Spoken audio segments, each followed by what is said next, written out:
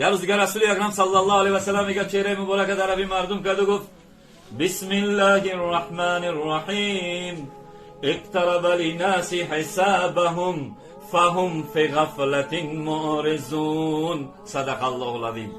گفت ای مردم، حساب کتاب مردم نزدیک آمده ولی مردم هنوزم رو گردونده اسلام.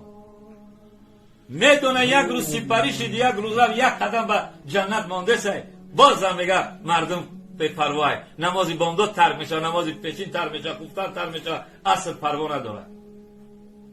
روزش رفته سه آیلی هم او در دنبال دنیا و دنبال سرگردان دنیا هست. و ما هذه الحیات الدنیا الا لهو و لعب. بگه این دنیا و آنچه در دنیای بازیچه مگر آخرت میگه بهتره برای تو. و ما الحیات الدنیا الا متاع الغرور. این دنیایی که تو داری بنده ببند، این دنیا میگه یک پارچه بیهوده است.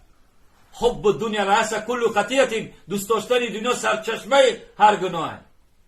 دنیا را یک دوست نه، پشت دنیاش مشغول دنیا. خدا را فراموش نکنیم، غافل نشیم. نزدیکه قیامت، حساب کتاب نزدیکه. فلانی را شنیدین که مرد، بدانین که یک روز تام سراغ تو مرگ میآید. در نماز باش. پدرت خفه کرده باشی برات دست شب ببوس، مادرت خفه کنی توبه کن پاش ببوس، جنت از گوشیدگی و چجام ببخشم پیلم که اکا و دادر قریب باشه نوشتی کنی که مرگی نزدیکه. میگه گرگی اجلیه که یک از این گله میبرد، این گله را بین چیا سوده میچرد. یک تای فیض‌آباد میگیره، یا تای سرای میگیره، یا تای کرمان میگیره، یا تای مولانا میگیره، یا تای وحدت، یا تای کلوب، یا تای خوالینگ میگیره. خبر کیده میته ما زنده را خبر دادیسه.